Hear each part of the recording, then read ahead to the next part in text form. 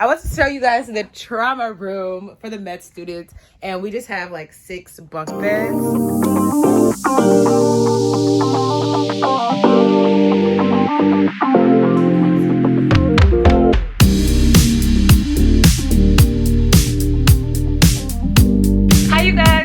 Back to my channel. It is Shay Michelle, and I'm so happy that you are joining me today. It is Sunday actually, and it is 5 a.m. on the dot because I'm in my surgical elective, which means 28-hour shifts, and that's what today is. So I want to take you along for like a day slash honestly 28 hours in my life as someone on their, I don't know if I said elective, but someone on their surgery rotation. And that is that. So basically it's 5 a.m. on these days. Basically every day, for the most part, my team usually rounds at 6:30 a.m. meaning that me and the other 2 medical students on my team, we usually get to the hospital an hour early because we need to pre-round. And I don't know if you're like me, but as a medical student or a medical student not in rotations, I was just always confused on what pre-rounding meant. But all it means is that before we go around with our entire team, we have to go and see the patients individually. So we need to chart check and look at everything that happened in the last 24 hours, in addition to going to see the patient and getting like a whole subjective report from them on how they're feeling, pain, nausea, vomiting, shortness of breath, if they have any drains, looking at that, and how just generally how they feel. And then during rounds, we present the patient to the residents. And the thing about surgical rounds is you do walking rounds, and so you literally walk to each patient's room, you stand outside for like 30 seconds to a minute, and that's when we would present the patient, and then we all go in as a team. And then the usually, like for us, the chief resident kind of takes over and it's like, oh, how you doing? I heard that this happened. And it's based on, for the most part, the report that we gave about 35 seconds ago.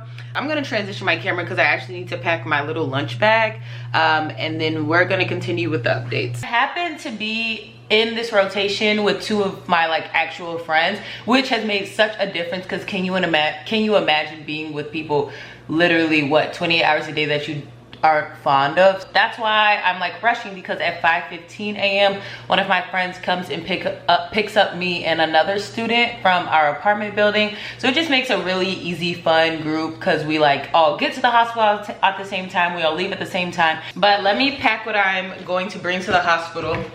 So one thing I like recently got hold of is these like awake bars, but basically there's like half cup of caffeine in each one of these chocolate bars.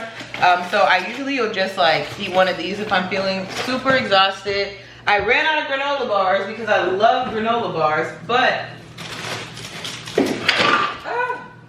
I'm just grabbing some ice packs for my food.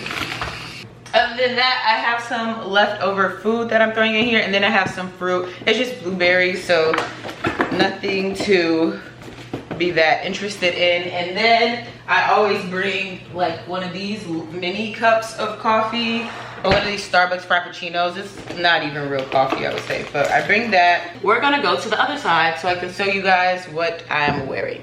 So basically I have these scrubs on. They're not like the cute scrubs I normally wear anything, because when you're on surgery you have to wear the hospital issued scrubs, and that's what these are.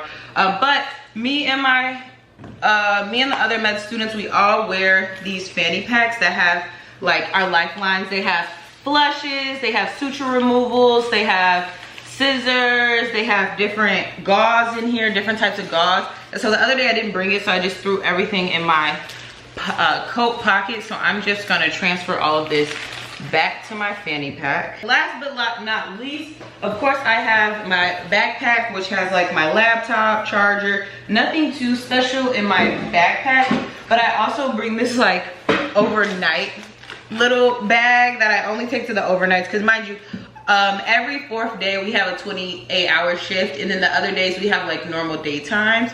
I'm forgetting the main part. I'm on like acute care. I'm in acute care surgery, and so that's basically we're just trauma for 3 weeks. Anytime there's a page meaning that something is indicating trauma, whether it's like a really high or really low blood pressure, meaning maybe they lost a lot of blood, something's going on with the airway. And also the main thing is anytime someone has a GCS, that's like really low, and that's Glasgow Coma Scale, which indicates like if they have eye movements, verbal responses, or motor control / responses to different stimuli. It's called a TTA, which is a trauma team activation, and long story short, we are the trauma team.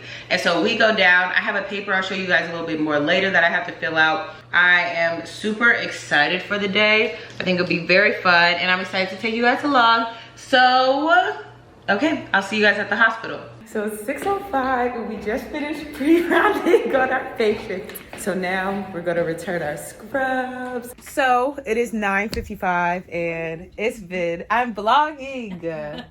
And it's been a crazy day, y'all, already. So what have we been doing?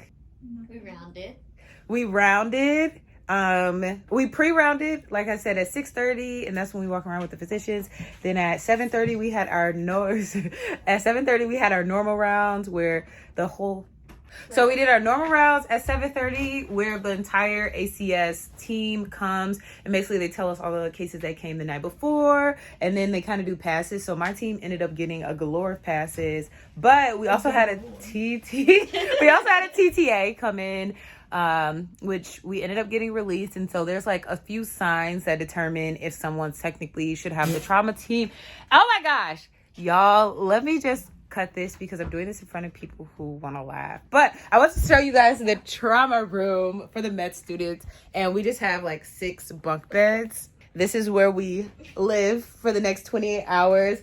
All right, Archie, so tell me what you think about ACS so far. It's been fun. I think your team matters a lot, and we vibe. We also vibe with our residents, so that's made it super fun. And honestly, like, call shifts are hard, and figuring out a sleep schedule is hard, but they're really fun because we just kind of like when we're not seeing patients, we're just like having a good time in here. So yeah, overall been good. What do you think? It's really fun. But I was telling you guys earlier that we have these like trauma forms that we have to fill out. Every time we see a trauma, we have to fill this out. And then they have like all these little papers that we have to give to put in either the patient charts, or we have to give the physician and all this stuff. So this is kind of like the med student task anytime a trauma comes in. Usually the morning's pretty slow just because for the most part our team takes over starting 3 p.m. when the day team leaves, and then we go from there. We may try to take a nap. Time for lunch. It is now 2:41 and I was able to scurry off to the bathroom for a second, but it's been a slow day. Basically this morning we were gone for a while because there was actually this really big car crash, and we ended up having the entire family come in. So we kind of like went between all of the kids to the parents and everything, but luckily everyone is fine. So it's clear we were able to like allow everybody to see each other, so that was really good. Other than that, we had lunch, and this was one of the first times we've had lunch with the residents because I don't know, they're just like busy and everybody's on a different time schedule, and we honestly don't see them unless we're like seeing a patient. So it was kind of nice being able to sit down casually. After that, we're basically just back in that room with the bunk beds. That's kind of like our like campground. It's like the med student call room, aka like where you go anytime nothing's going on. But like I said, for the most part, the mornings are pretty chill, and then it'll probably pick back up like later on. But it's been a good day. It's been like very interesting, a lot of learning, and that's it. So I'm gonna go back in the call room. I haven't really been able to get any studying done just because the motivation is at an all-time low today, but I'm gonna try to go back, and then we can see what else is going on, but it'll probably be pretty chill for a while. So kind of like the calm before the storm. So time to relax and get ready. You guys would not believe it. It's 1:43 a.m. in the morning, and I have been at non-stop traumas since the last time I got on here. I have seen at least 12 more traumas, and that's a combination of TTAs, which is the trauma team activation, where we're all waiting for the patient, in addition to just consults where we like go down. So I don't know what's going on today, but there has been a ton of car crashes. And so we've had like families, we've had motorcycle crashes, we've had people who've run into poles, we've had 2 car collisions. Like there has just been what is it, we call it motor vehicle versus pedestrian. This is the most car crashes I've ever seen in my life, and like the first time I've really seen all these motorcycle ones. So me and my team, we had our very first case the last 3 weeks where they actually had to start performing surgery in the ER at the trauma bays, and then basically like ran up to the OR and just immediately, it was like such a fast-paced thing. So it was interesting because I really kind of wanted to see how that worked, because I never understood, because they're like, well, these are technically in the ER, in the trauma area, there are like areas that can just become operating rooms. And so that's exactly what we did. Like at the bedside, they started operating, and then at the blink of an eye, they were like, okay, let's get to the operating room. And we just all gravitated upstairs and continued the process. And so seeing that, it's just been a mind-opening day. I'm gonna add some clips, but they also took us upstairs to go see the helipad, just because, and mind you, it's like midnight, so it's kind of like, what's going on here? But we went to go see the helipad, and then we've just done a ton. I'm gonna try to get some sleep, but simultaneously, I don't wanna get too much sleep because I don't wanna go to sleep and then some trauma gets activated and I don't wake up for it. So anytime there's a trauma team activation, this goes blaring. Everybody in the room's pager goes off, it vibrates, it makes noise. And then on it, it'll tell us the gender, the age of the person, and then it'll say a quick synopsis of what happens. They give a GCS for the Glasgow Coma Scale to give us an idea of kind of like how responsive the person is. So like you get really, really concerned when someone's under 8.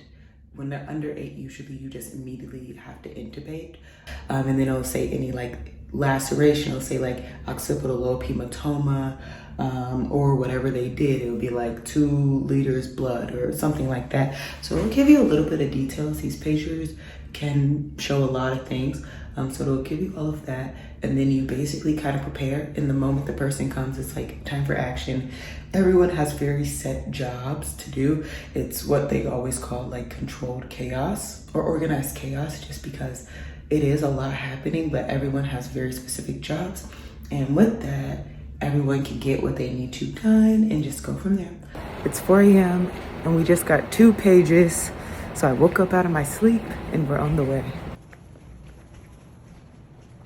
As you guys can see, I am back in my room and I no longer have scrubs on. So usually we get dismissed from the hospital right after they have morning report, which is usually at 7:30 a.m. And before that, I just walk around with the trauma resident, which would be at 6:30 a.m. and we see all of the new patients we got throughout the last 24 hours. So we did that, then we went to morning report, and then after that we're usually dismissed. We usually have to just get some of the papers, because you saw those forms I have to fill out. We usually just have to take some of those forms to different areas of the hospital. We do that and then we head out. So we're leaving between like 8:30 to 9 a.m. usually, and like I only live so far from the hospital, so I'm usually also back home around that time. And then after that, I usually just knock out and go straight to sleep, because after being at the hospital for over 24 hours, I'm sure you could imagine how tired you are, because it's almost like you're sleeping with one eye open, because you can't really go to sleep because you need to make sure you wake up if they message you or like your pager goes off. I was like just on here at like 4 a.m. because we had a call. But it was such a crazy night. We got the most calls and trauma consults and trauma team activations that we've ever had in the past 3 weeks. We had like 17 new patients, which even the fellow was like, wow, it was a busy night. So it was just so much happening. But overall, I think one thing that my team is really good at is like giving patients immediate care and getting them out the hospital, which I really like about my team. They're very proactive. And so we never have that many patients on our list. I'm kind of tired and I still have work to do. We have like different assignments. So one thing about med school is once you leave the hospital, you're not done. You still have to study and you still have assignments and you still have lectures and you still have all this stuff to do on the side. So I'm not done for the day. So that's kind of why I'm like forcing myself to get up so I can get some of my assignments that are due tonight. But on that note, you guys, I just want to say thank you guys for watching this video. Don't forget to like, comment, and subscribe, and I'll see you in my next one.